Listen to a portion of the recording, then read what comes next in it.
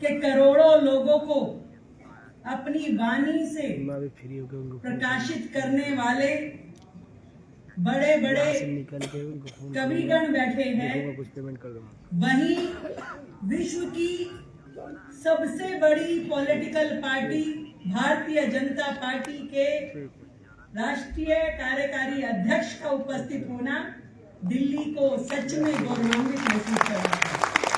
तालियां हर किसी पर भी चाहिए। और आज का ये दिन उससे भी ज्यादा महत्वपूर्ण जब हम सबके प्रिय करोड़ों हृदयों के सम्राट स्वर्गीय भारत रत्न श्री अटल बिहारी वाजपेयी जी, जिन्होंने हमेशा देश के प्रति जो भाव रखा, वो उनका विचार हमारे लिए आदर्श है और उनका जीवन हमारे लिए दर्शन है। एक ऐसा व्यक्तित्व जीवन भर जिसने युग पुरुष की भांति पूरे देश को, देश की राजनीति को, प्रत्येक व्यक्ति को दिशा दी। और सच बताऊं, आज इस मंच पे नितिन नवीन जी के साथ हमारे दिल्ली के भी प्रदेश अध्यक्ष वीरेंद्र सचदेवा जी, मेरे साथ में कैबिनेट में मेरे सभी साथी मंत्री, जो लगातार दिल्ली जो 27 सालों बाद अपनी तकलीफों से उभरने की कोशिश कर रही है, उसके लिए काम कर रहे हैं। मैं राष्ट्रीय अध्यक्ष जी को बताना चाहती हूं, सर, जिस तरीके से आपने भारतीय जनता पार्टी ने एक टीम दिल्ली के लिए बनाई, वो अपनी रोजाना सुबह अटल जी के विचारों के साथ शुरू करती है। प्रधानमंत्री हमारे प्रिय नेता नरेंद्र मोदी जी के नेतृत्व में काम करती है और मिल करके दिल्ली को विकसित भारत के साथ विकसित दिल्ली बनाने के लिए पूरी तरीके से प्रतिबद्ध है। कवि हृदय अटल जी, प्रत्येक व्यक्ति जानता है कि एक प्रखर वक्ता थे, कुशल राजनेता थे, परंतु भारत के भविष्य दृष्टता थे। हमेशा से अटल जी ने सुशासन की बात की और सत्ता को उन्होंने हमेशा शासन का नहीं, सेवा का माध्यम माना। और यही गुण प्रत्येक भारतीय जनता के पार्टी के नेता को, कार्यकर्ता को हमेशा मिलता रहा और उनके किए हुए काम आज भी भारत में आगे बढ़ने का रास्ता देते हैं। मैं तो दिल्ली की बात कहती हूं, आज दिल्ली में मेट्रो यदि किसी की देन है तो वो आदरणीय पूर्व प्रधानमंत्री अटल बिहारी वाजपेयी। क्या बात है। 2002 में 24 दिसंबर के दिन अटल जी ने जब मेट्रो की शुरुआत की, पहली टिकट खुद खरीदी, तब केवल मात्र 8 किलोमीटर की मेट्रो की शुरुआत हुई थी। आज मेट्रो 400 किलोमीटर का लंबा सफर तय करके दिल्ली की सड़कों पे दौड़ रहे हैं। रोजाना 35 लाख से ज्यादा लोग उस मेट्रो में चलते हैं। बिना मेट्रो के दिल्ली को हम इमेजिन भी नहीं कर सकते। एक ऐसी ग्रीन ट्रांसपोर्टेशन का माध्यम दिल्ली को अटल जी ने दिया, इसीलिए मैंने कहा कि वो भविष्य देख सकते थे कि आज पूरे देश में यदि यूएन द्वारा कार्बन क्रेडिट किसी को दिया जाता है तो वो दिल्ली मेट्रो को मिलता है। 3.55 मिलियन कार्बन क्रेडिट हमारी दिल्ली मेट्रो को मिले और उसके माध्यम से 20 करोड़ रुपए कार्बन क्रेडिट बेच के मेट्रो ने 20 करोड़ की कमाई की। ऐसे अटल जी जो हमेशा से मिनिमम गवर्नमेंट और मैक्सिमम गवर्नेंस की बात करते थे, उसी सिद्धांत को हम दिल्ली में लगातार फॉलो कर रहे हैं। वीरेंद्र सचदेवा जी ने कविता कही, हमारे भाई कपिल मिश्रा जी जो आज के इस कार्यक्रम के आयोजक हैं, उनका मंत्रालय, और वो स्वयं भी हमेशा कर्म को नीति के माध्यम से करते हैं और नीतियों को परिणाम देते हैं। और हमारे राष्ट्रीय अध्यक्ष जी इस छोटी उम्र में भी 5 बार विधायक रहे, 3 बार बिहार सरकार में मंत्री रहे और संगठन के हर एक पद पे काम करते करते कदम दर कदम यहाँ तक पहुंचे।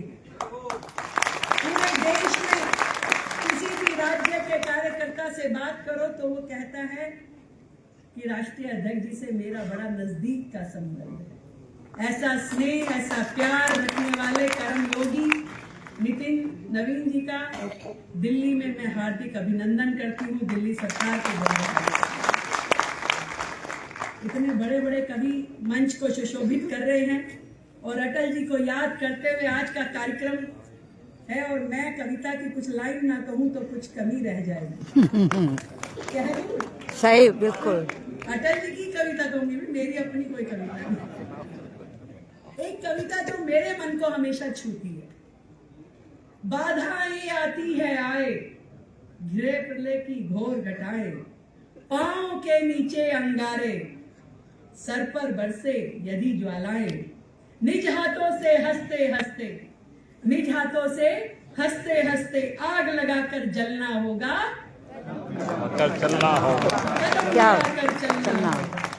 हास्य रुदन में, तूफानों में, अमर असंख्य बलिदानों में, उद्यानों में, वीरानों में, अपमानों में, सम्मानों में, उन्नत मस्तक, उभरा सीना, पीड़ाओं में पलना होगा, कदम मिलाकर चलना होगा, कदम मिला के चलना होगा। बहुत बहुत धन्यवाद आए हुए सभी अतिथियों का। मिलकर के आज के इस दिन हम सबके प्रिय नेता को याद करने का दिन है और उनके दिखाए हुए रास्ते पे चलने का समय है। धन्यवाद। बहुत बहुत धन्यवाद व आभार दिल्ली की माननीय मुख्यमंत्री श्रीमती रेखा गुप्ता जी का। आज उन्होंने यहाँ पर अपने अनुभव, अपने विचार हमारे साथ साझा किए। एक बार कठोर ध्वनि के साथ उनका हम पुनः आभार व्यक्त करते हैं। 6 अप्रैल 1980 को भारतीय जनता पार्टी की स्थापना हुई।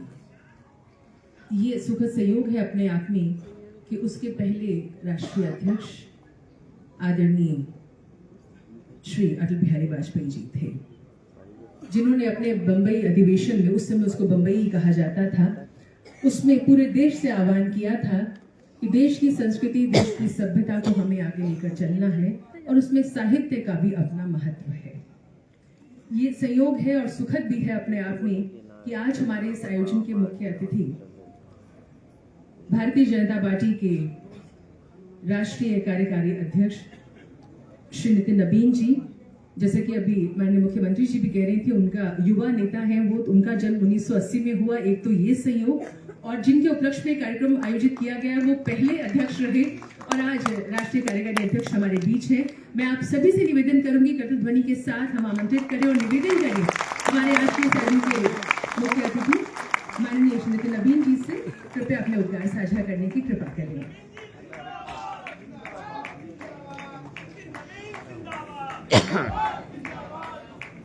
आज इस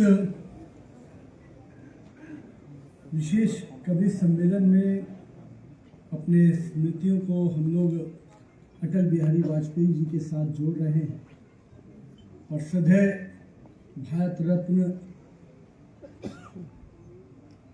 अटल बिहारी वाजपेयी जी के आज हम लोग जन्म दिवस को शताब्दी वर्ष हमारा पूरा हो रहा है।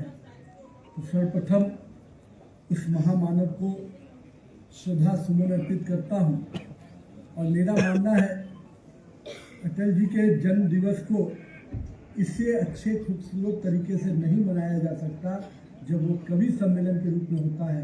तो निश्चित रूप से अटल जी को एक सच्ची श्रद्धांजलि नजर आती है।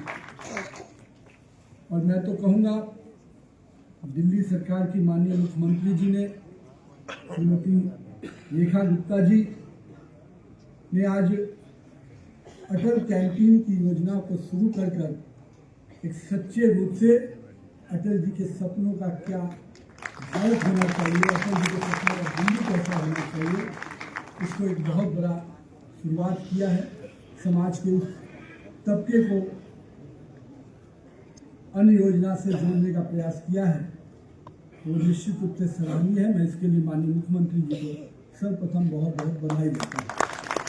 मंच पर उपस्थित माननीय मुख्यमंत्री जी, हमारे प्रदेश अध्यक्ष वीरेंद्र सचदेवा जी, दिल्ली सरकार के मंत्री मेरे मित्र प्रवेश साहिब सिंह जी, दिल्ली सरकार के मंत्री जो इस पूरे कार्यक्रम का आयोजन कर रहे हैं, कपिल मिश्रा जी, मनजिंदर सिंह सिरसा जी, रविचंद्र इंद्रान जी और उपस्थित हमारे सभी वरिष्ठ कवि जो इस मंच पर उपस्थित हैं, सर्वप्रथम उन सभी वरिष्ठ कवियों को मैं प्रणाम करता हूँ, आपका अभिनंदन करता हूँ।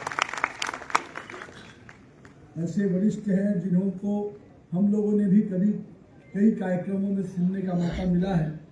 मैं सबको सम्मान पूर्वक कि आज आपका भी अभिनंदन है, क्योंकि अटल बिहारी वाजपेयी जी के स्मरण को, उनकी कविताओं की रचनाओं को अगर आप आज सुनाएंगे तो सब यहाँ पर बैठे हुए जितने हमारे आज दिल्ली प्रदेश के लोग हैं, सबके मन में अटल जी के साथ साथ अपने जीवन की यात्रा में भी कुछ न कुछ पंक्तियाँ नजर आएंगी, क्योंकि अटल जी का शख्सियत ही ऐसा था।